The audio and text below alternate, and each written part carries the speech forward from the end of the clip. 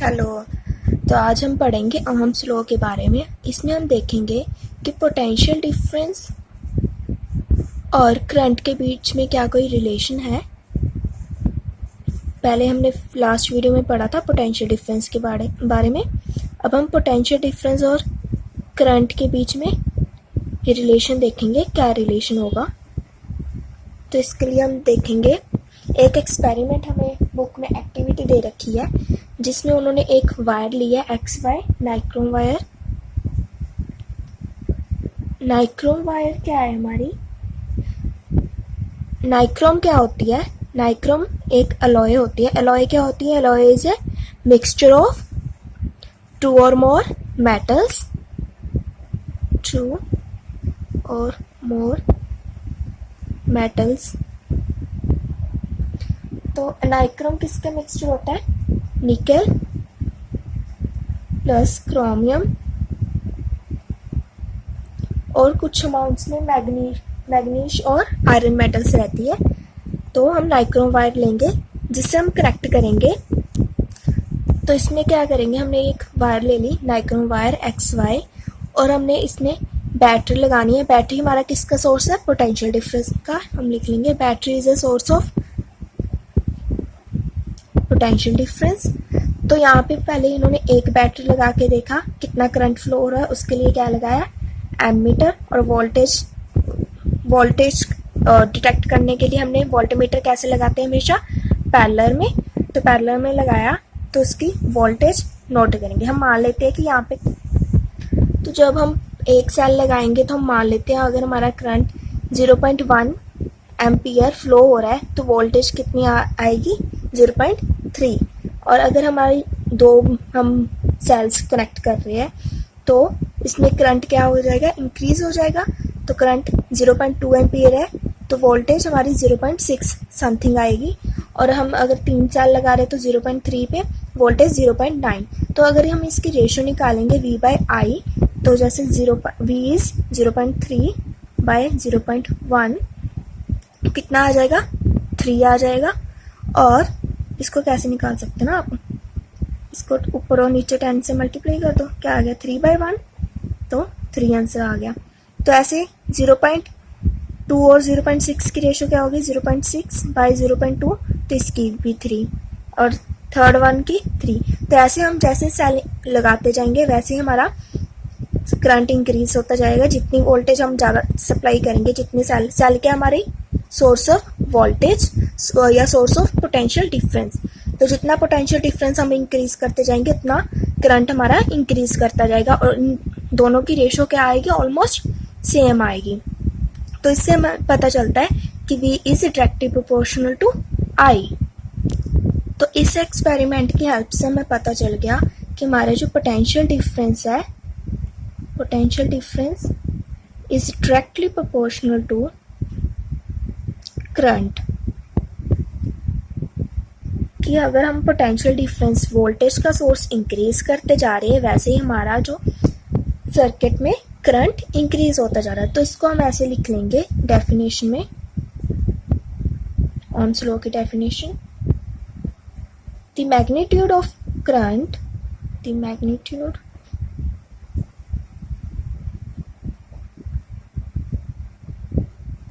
flowing through a circuit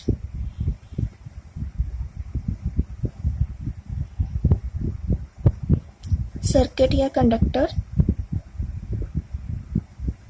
is directly proportional to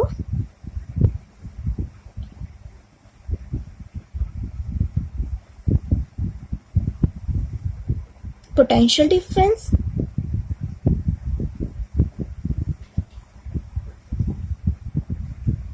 across its ends। और एक condition क्या है? इसका टेम्परेचर क्या रहना चाहिए? सेम रहना चाहिए। If the temperature of the wire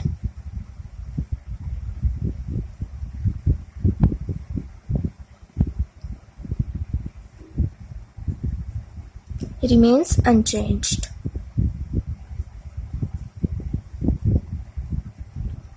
तो इससे हम क्या लिखेंगे? Potential difference is directly proportional to current. Potential difference के लिए किस से डोनेट करते हैं हम? V से। डायरेक्टली प्रोपोर्शनल टू करंट को I से। अब डायरेक्टली प्रोपोर्शनल को हटाने के लिए हम एक कांस्टेंट यूज़ करते हैं। यहाँ पे हम कौन सा कांस्टेंट यूज़ करेंगे, V is equal to R upon I। R क्या हमारा कांस्टेंट है, R को क्या बोलते हैं, R इज अ कांस्टेंट,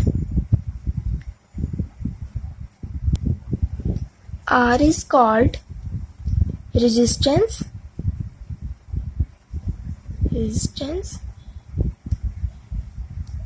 अब रेजिस्टेंस क्या होती है, रेजिस्टेंस क्या है, हमारे जो कंडक्टर में चार्ज फ्लो हो रहा है उसको रेजिस्ट करती है ताकि वो उसको फ्लो होने से रोकती है। मीन्स ये हमारा पोटेंशियल डिफरेंस का बिल्कुल ऑपोजिट है। अगर हम बैटरी कनेक्ट करते हैं, बैटरी कनेक्ट करेंगे,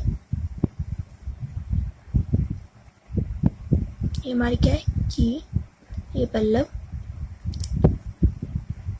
कन्वेंशनली हमारा करंट किस तरफ मूव करता है, फ्रॉम पॉजिटिव टू नेगेटिव। जो हमारा पोटेंशियल डिफरेंस V बैटरी है या सेल है वो क्या करता है, करंट को फ्लो करने में हेल्प करता है। बट जो हमारी रेजिस्टेंस है, रेजिस्टेंस क्या करती है कि करंट को फ्लो करने से रोकती है। उसकी वायर की अपनी रेजिस्टेंस रहती है, हर अलग अलग कंडक्टर की अपनी अपनी रेजिस्टेंस रहती है, जिससे वो क्या करते हैं, करंट को फ्लो करने से रोकती है। तो आप इसको ऐसे लिख सकते हो, resistance is the property of a conductor to resist the flow of charges। अब इससे हमारा एक और फॉर्मूला आ गया कि potential difference is directly proportional to current, then V is equal to R upon R और I। मीन्स जैसे हम पोटेंशियल डिफरेंस इंक्रीज कर रहे हैं हमारा करंट इंक्रीज हो रहा है। अगर पोटेंशियल डिफरेंस हम V को इंक्रीज कर रहे हैं तो हमारा करंट भी क्या हो रहा है, इंक्रीज हो रहा है। अगर पोटेंशियल डिफरेंस कम होगा तो करंट भी कम होगा। तो इसको हम देखेंगे एक ग्राफ के थ्रू, जिसमें हम हॉरिजॉन्टली क्या लेंगे, करंट की यूनिट क्या है, एम्पियर, और इधर क्या लेंगे, पोटेंशियल डिफरेंस, इसकी यूनिट क्या है, वोल्ट। तो हमने मान लिया यहाँ पे हम 0.1, 0, 0.2, 0.3 और यहाँ पे 0.4, 0.8। तो जैसे हमारा करंट वो पोटेंशियल डिफरेंस इंक्रीज होगा वैसे हमारा करंट इंक्रीज होता जाएगा। और ये कैसा ग्राफ शो करेगा, बिल्कुल स्ट्रेट लाइन शो करेगा कि अगर हमारा पोटेंशियल डिफरेंस इंक्रीज हो रहा है तो करंट इंक्रीज हो रहा है। इधर पोटेंशियल डिफरेंस 0.8 इंक्रीज हो गया तो करंट भी इंक्रीज हो रहा है। तो इससे क्या पता चलता है, V is directly proportional to I। अब हम इसी रिलेशन ने हमें रेजिस्टेंस के बारे में बताया है, तो इस रिलेशन से हम रेजिस्टेंस के बारे में पता कर लेंगे। V इजकल टू IR, तो I को इधर ले जाएंगे तो क्या होगा, अब डिवाइड में आ जाएगा, तो R is equal to V upon I। Means अगर हमारी रेजिस्टेंस इंक्रीज हो रही है तो हमारा करंट क्या है, उसके इनवर्सली प्रोपोर्शनल है, तो हमारा करंट क्या होगा, डिक्रीज होगा। अगर रेजिस्टेंस कंडक्टर की कम होगी तो हमारा करंट क्या होगा, इंक्रीज होगा। इससे हम ये भी लिख सकते हैं कि I equal to V upon R। Means अगर हमारा पोटेंशियल डिफरेंस इंक्रीज हो रहा है तो करंट इंक्रीज हो रहा है, अगर पोटेंशियल डिफरेंस डिक्रीज हो रहा है तो करंट डिक्रीज हो रहा है। तो ये प्रोपोर्शनल है बिल्कुल, मीन्स ये सेम चलेंगे। अगर पोटेंशियल डिफरेंस इंक्रीज है तो करंट भी इंक्रीज है, बट जो रेजिस्टेंस के है वो इनवर्सली प्रोपोर्शनल है, मीन्स ये ऑपोजिट है रेजिस्टेंस के हमारा करंट। अगर रेजिस्टेंस इंक्रीज हो रही है तो करंट डिक्रीज हो रहा है, अगर रेजिस्टेंस डिक्रीज हो रही है तो करंट इंक्रीज हो रहा है। रेजिस्टेंस की ऐसे यूनिट क्या है, ओम। ये हमारी जो ओहम्स लॉ है उसको, जो हमारा रिलेशनशिप दिया था ओहम्स लॉ का, ये किसने दिया था? एक जर्मन फिजिस्ट थे जॉर्ज सिमोन ओहम, उनके द्वारा दिया गया था। तो उसमें क्या हमें डिस्कवर नहीं, क्या मिला? रेजिस्टेंस। तो रेजिस्टेंस का जो यूनिट है उनके नाम पे ही ओहम रखा गया। तो ओहम एक ग्रीक लेटर है, इसको ऐसे भी लिख सकते हो या इसको हम ऐसे सिंपलाइज कर सकते हैं। तो अब हम ओहम को कैसे डिफाइन कर सकते हैं? इस रिलेशन से रेजिस्टेंस की यूनिट क्या है? ओहम। 1 ओहम। हम तभी 1 ओहम बोलेंगे जब हमारी वोल्टेज क्या होगी? 1। वोल्टेज की यूनिट क्या है? 1 वोल्ट पर करंट की 1 एम्पियर। देन तो हम बोल सकते हैं if the potential difference across the two ends of a conductor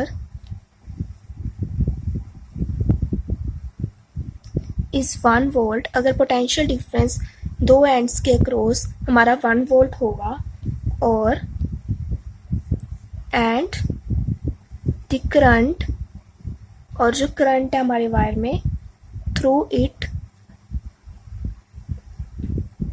is 1 ampere, then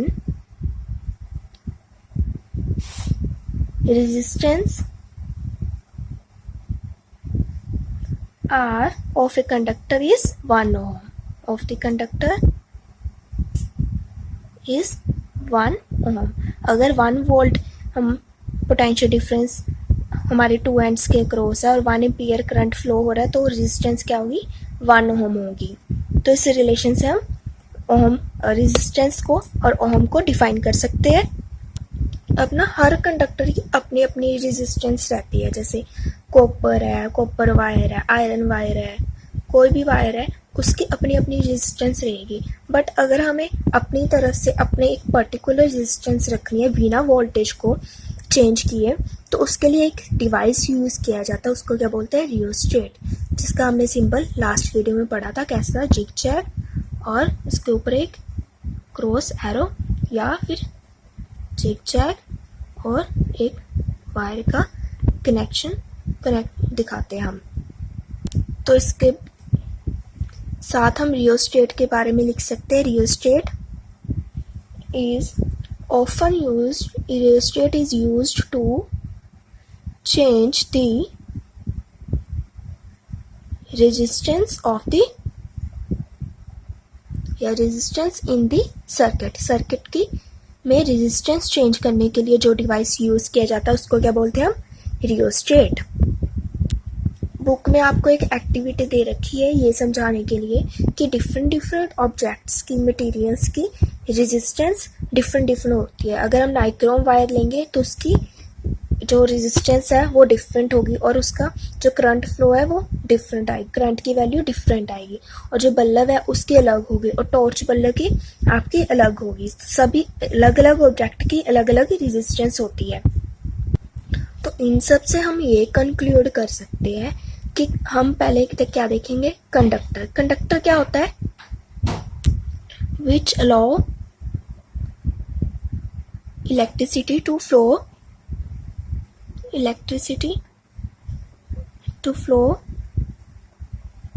through it. तो अगर हमने ये देखना हो कि गुड कंडक्टर कौन सा होगा, तो गुड कंडक्टर तो वही होगा ना जिसमें ज़्यादा इलेक्ट्रिसिटी मीन्स ज़्यादा करंट फ्लो करेगा। तो इससे हम पता चलता है कि अब रेजिस्टेंस क्या है? रेजिस्टेंस हमारी बिल्कुल ऑपोजिट है इलेक्ट्रिसिटी की।